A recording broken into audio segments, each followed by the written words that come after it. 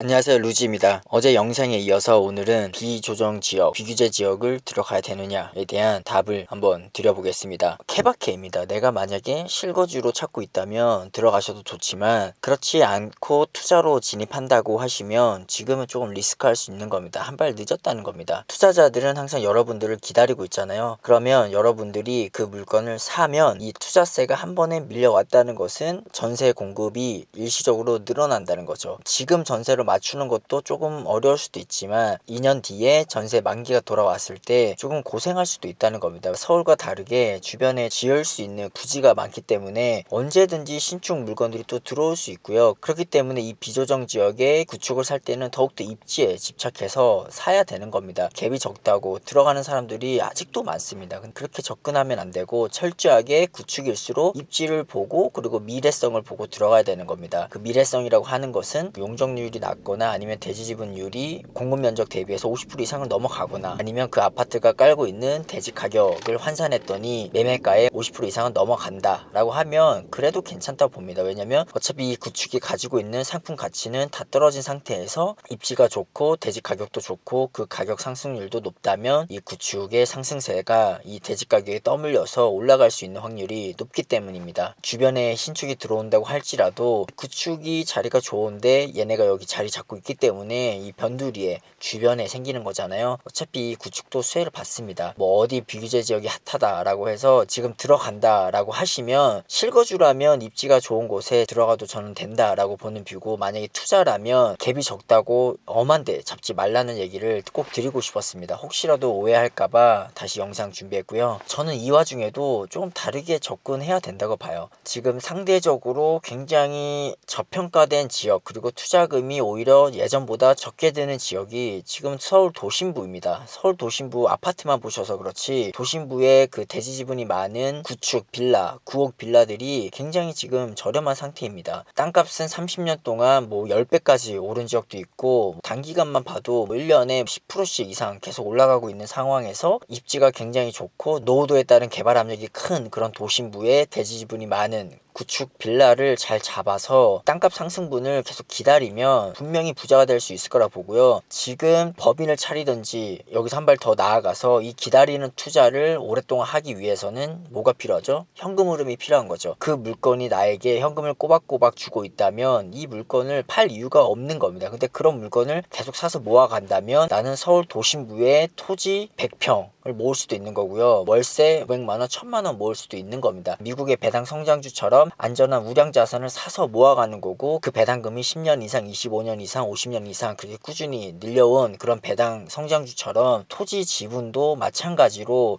이 대지 가격이 계속 올라가면서 그 압박을 받고 매매가가 올라갈 때까지 기다리는 거고, 월세까지 계속 성장해서 내가 받을 수 있다면 굳이 팔지 않아도 되는 겁니다. 근데 그런 물건이 도심부에 한 채가 아니라 여러 채 이렇게 분산되어 있다면 그 중에서 하나라도 터지면 나는 또 신축을 받을 수도 있는 거고요. 그러니까 조금 차분하게 생각하면 다시 이럴 때 이런 쪽으로 기회를 잡고 진입하면 분명히 좋은 성과 있을 거라 보고요. 만약 대출이 걸리면 지금 뭐 유행하는 것처럼 뭐 법인을 세워가지고 진행하셔도 되는 부분이고, 그게 아니라면 근생이나 이런 쪽으로 해서 대출을 우회적으로 받을 수 있는 수단을 활용해서 하시는 것도 나쁘지 않다 봅니다. 근데 정말 돈이 없고 정말 오를 때를 사고 싶다, 그런데 나는 서울에 출퇴근을 한다, 그래서 뭐 비규제 지역은 조금 거리가 있다 라고 싶으면 정말 이런데 방 3개짜리 아니면 2개 이상짜리 괜찮은 20평대, 제가 지금 얘기하는 거는 다 신축이 아니고요, 정말 오래된 빌라를 4개 맞게 다 뜯어 고쳐서 실거주하면서 거기서 효용을 누리자는 겁니다. 그 효용은 대지 지분 상승률이고요. 그리고 이미 대지 가격 수준으로 내가 샀기 때문에 앞으로 떨어질 일은 없다는 겁니다. 지금까지 역사상 서울 도심부 토지 가격이 하락한 적은 찾기 어려우니까요. 토지 가격 성장률이 드라마틱하게 올랐으면 올랐지 등락을 보인 적도 없습니다. 그렇기 때문에 이럴 때일수록 도심부, 누가 봐도 여기는 노후화될수록 개발 압력이 강해지고 주변이 천지개벽하면서 수혜를 받을 거다라고 생각하는 곳에 진입해서 실거주 하시는 것도 분명히 방법입니다. 비규제 지역 구축 아파트를 사서 내가 실거주 하거나 아니면 뭐 이런 도심부의 구축 빌라, 괜찮은 건평에 대지 지분까지 가지고 있는 이런 물건에서 실거주 하면서 땅값 상승분을 누리거나, 두 가지 모두 실거주 비용은 많이 들지 않습니다. 다 비슷하게 나오고요. 직장인이라면 뭐 마이너스 통장을 활용하셔도 뭐 당장 진입할 수 있는 정도의 투자금이니까요. 내 실거주가 아직 마련되지 않았으면 이런 쪽으로 한번 생각해 보시고요. 만약 실거주가 아니라 투자라고 여기시는 분도 현금 흐름을 좀 낼 수단으로 한번 머리를 한번 써보면 분명히 기회가 있지 않나, 저는 그런 생각을 해봅니다. 어떻게 보면 땅값 상승률이 높고 배당 성장률이 높은 그런 부동산이나 기업의 지분을 사서 모아가는 게 전형적인 가치 투자가 아닐까라는 생각을 해보고요. 무조건 이런 쪽으로 해야 된다라는 게 아니라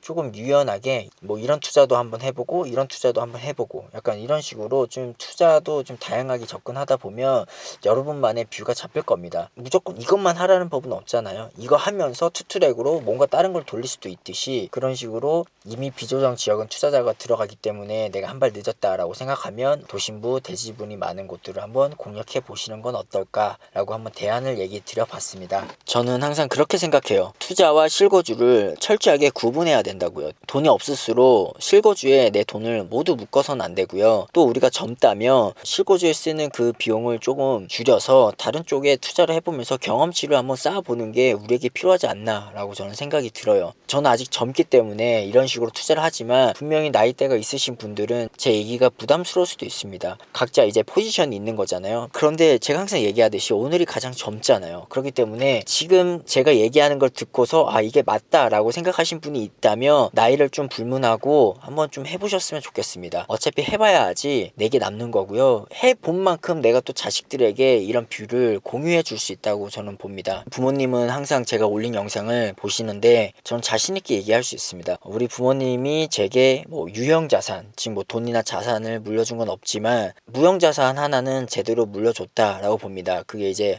뭔가 좀 꾸준히 열심히 해야 된다라는 뷰, 그리고 소비를 통제하고 구닥다리 생각이지만 티끌 모아 태산이라고 100원이라도 아끼는 그런 습관을 옆에서 보고 자라왔고, 그게 지금 투자 철학에 굉장히 큰 도움이 되고 있습니다. 한 푼이라도 아껴서 뭔가 자산을 사자라는 뷰가 어떻게 보면 부모님이 자산을 사라고 얘기를 안 해줬고 다만 소비를 통제해서 돈을 아껴야 된다라고 했던 부분이 잘 결합된 게 아닌가, 그런 생각을 해보는 겁니다. 자기 합리화할 수도 있지만 뭐가 됐든 대학교까지 보내주셨기 때문에 저는 항상 감사하다는 말을 드리고 싶고 앞으로도 보란듯이 더 잘 살아보려고 합니다. 여러분들도 지금 뭐 내 집 마련 못하고 나이가 들어서 적극적이지 못하다고 뭐 실망하지 마시고, 오늘이 가장 젊고 우리 지금 계속 돈을 벌고 있기 때문에 오늘이 가장 가난한 날이 되는 거고 내일은 더 부자가 되는 거잖아요. 그러니까 조금 힘내시고 지치지 마시고 계속 하셨으면 좋겠습니다. 존리 대표님이 그런 말 했죠. 오늘 내가 버는 것보다 덜 써야지만 부자가 될 수 있는 거라고요. 내가 오늘 버는 게 10만 원인데 미래 카드까지 끌어써서 20만 원을 끌어썼다고 하면 오늘이 가장 가난한 날이 될 수 없는 겁니다. 오늘도 마무리는 꾸자사모로 하겠습니다. 꾸준히 자산을 사서 모아가시는 우리 구독자분들이 되시기 바랍니다. 꾸자사모 화이팅! 고맙습니다.